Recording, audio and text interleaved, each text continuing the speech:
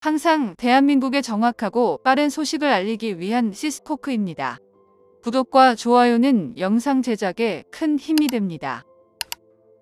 현존하는 지구상 어떤 지하 벙커도 파괴할 수 있는 괴물 미사일 현무5가 마침내 양산에 돌입했습니다. 대한민국 독침 전략의 퍼즐이 마지막 한 조각까지 맞춰진다는 걸 의미하는데요. 이제 한국은 육해공을 망라한 거의 전 부분에서 다양하고 강력한 무기들을 자력으로 개발하여 생산하는 것이 가능합니다. 세계 자주포 시장의 절반을 가져간 K9 자주포와 K2 전차 등 지상전 무기와 더불어 KF-21, FA-50 등 첨단 무기의 끝판왕인 전투기를 개발하는 데 성공했으며 한국형 항공모함까지 개발을 진행 중입니다. 하지만 무엇보다 괴물 미사일 현무5가 가장 든든한 전략 자산이라고 할 수 있는데요. 한국이 비상식적이고 기형적이라는 소리까지 듣는 현무5 같은 고위력 탄도미사일 개발에 사활을 건 것은 핵무기를 보유할 수 없는 상황에서 준비할 수 있는 최선의 대응책이라는 것이 그 이유입니다. 북한과 중국이라는 적대적 국가가 인접한 상황에서 막강한 위력의 탄도미사일은 대한민국이 추구하는 독침 전략의 정점이라고 할 수 있습니다. 지난 7월 정부 고위 관계자를 통해 개발 완료 사실이 확인되자 인접 국가인 중국과 일본에서는 긴급 보도를 하며 경계를 했는데요. 올해 말부터 현무5가 본격 양산에 돌입할 수 있을 것으로 보고 있는데 이건 대한민국 안보 상황에서 가장 이상적인 미사일을 우리가 확보하게 된 것입니다. 괴물 미사일인 현무5를 개발한 것에 멈추지 않고 현무5가 양산에 돌입하기도 전에 현무6까지 개발을 진행하고 있는 게 밝혀져 충격을 주고 있는데요. 외신들이 대한민국을 향해 미사일에 미쳤다고 할 만큼 우리 연구진들은 한 발 더 나아갈 준비를 하고 있습니다. 국내에서 이런 강력한 미사일을 1만 발까지 늘려서 대응하다는 일만양탄 전략까지 나왔는데요. 현대 시대에 들어서 핵무기는 상호 확증 파괴의 최종 형태로 불리며 핵무기 발사 또는 발사 징후와 동시에 선제, 보복 공격으로 국가로서의 기능을 영구히 멸망시킨다는 점에서 다른 국가를 지구에서 완전히 없애버리겠다는 명분을 가진 3차 세계 대전급 규모의 전쟁에서만 핵무기를 작동시킬 수 있습니다. 그렇기에 실질적으로 한반도에서 일어나는 중국의 서해 도발이나 북한의 포격 도발과 같은 국지전에서는 핵무기를 사용하지 못하는데요. 결국 핵미사일을 사용하지 못하는 대신 개발한 괴물 미사일인 현무5 탄도미사일은 마침내 지난 7월 개발 완료 판정을 받았습니다. 현무5는 8에서 9톤에 달하는 세계에서 가장 무거운 탄두를 탑재할 수 있으며 적국의 도발에 대응할 수 있는 비대칭 전략무기로 손꼽힙니다.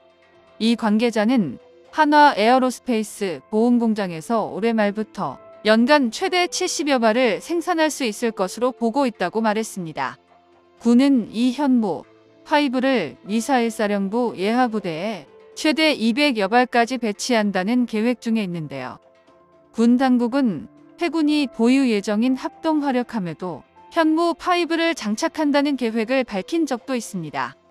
현무5의 총 중량은 미국의 유명한 ICBM인 미니트맨 수준인 36톤이며 그 중에서 탄두 무게는 최대 9톤으로 이건 비교할 만한 대상조차 없습니다. 현무5 개발의 주 목표인 북한 벙커와 땅굴을 타격했을 경우 9톤짜리 탄두는 그 자체의 운동 에너지와 탄두의 폭발력까지 더해 목표물의 갱도 내에다 지진을 일으켜 통째로 매몰시켜 버리는데요. 순간적인 충격량이 핵에 버금간다고 비교할 만한 근거가 있었던 것입니다. 개발 관계자가 현무5를 현무 시리즈의 최종 형태가 될 것이라고 한 적이 있었습니다. 지금 개발하고 있는 현무6의 경우 현무5와 같은 플랫폼을 이용하지만 RCS 시뮬레이션으로 공개된 외형을 보면 2단 고체 로켓 엔진을 장착한 형상이며 1단의 길이가 조금 더 길어진 걸로 보여지는데요. 같은 플랫폼 안에서도 길이의 변화는 있지만 크지 않을 것으로 보여집니다. 또한 탄두 중량을 조절하면 사거리를 늘릴 수도 있다는 점도 주목받고 있는데요. 탄두 중량을 9톤에 맞출 경우 현무5의 예상 사거리는 300km입니다. 그런데 탄두 중량을 줄임으로써 사거리를 3000km까지 늘릴 수가 있습니다. 이 정도면 북한은 말할 것도 없고 중국과 일본 전역을 사정권에 넣는 것이 가능합니다. 대한민국의 적성국이라 할 수 있는 중국은 세계 3위의 핵무기 보유국이고 북한 역시 핵무기를 개발해 보유하고 있다고 거의 확실시되고 있습니다. 그렇기에 현무5가 아무리 강력한 탄도미사일이라고 해서 핵무기와 비교하기엔 부족한 부분이 있는데요. 이런 점을 착안해 최근 대단히 과감한 주장이 제시되어 눈길을 끌었습니다. 지난 9월에 개최된 국방우주 미사일 전략 포럼에서 1만 양탄이라는 신개념 전략이 등장했습니다.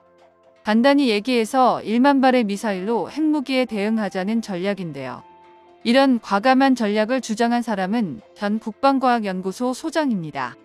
미사일 1만 발이라는 말부터 뭔가 현실성이 떨어지는 것 같지만 남태규 전 소장은 30년 경력의 미사일 전문가이며 국방과학연구소 소장까지 역임한 분인 만큼 1만 양탄 전략을 눈여겨볼 필요는 분명히 있을 것 같습니다. 우선 1만 양탄 전략을 주장하게 된 근거를 살펴보겠습니다. 그 이유는 북한 미사일 기술의 발전 속도입니다. 북한의 미사일 시작은 1960년대로 거슬러 올라가 구소련의 기술을 이전받아 미사일 개발을 시작했는데요. 북한 미사일의 모태라고 할 수 있는 스커드 B형을 시작으로 스커드-C, 노동 미사일, 대포동 미사일 등의 개발에 성공했습니다.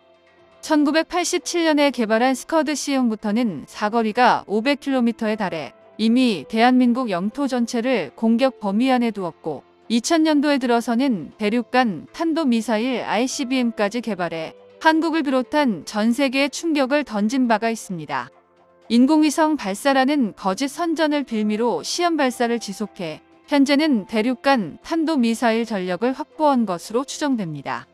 여기에 북한은 최근 전술핵 미사일과 고체 연료, 대륙간 탄도미사일 등을 새로 선보이고 개발을 추진하고 있는 중인데요.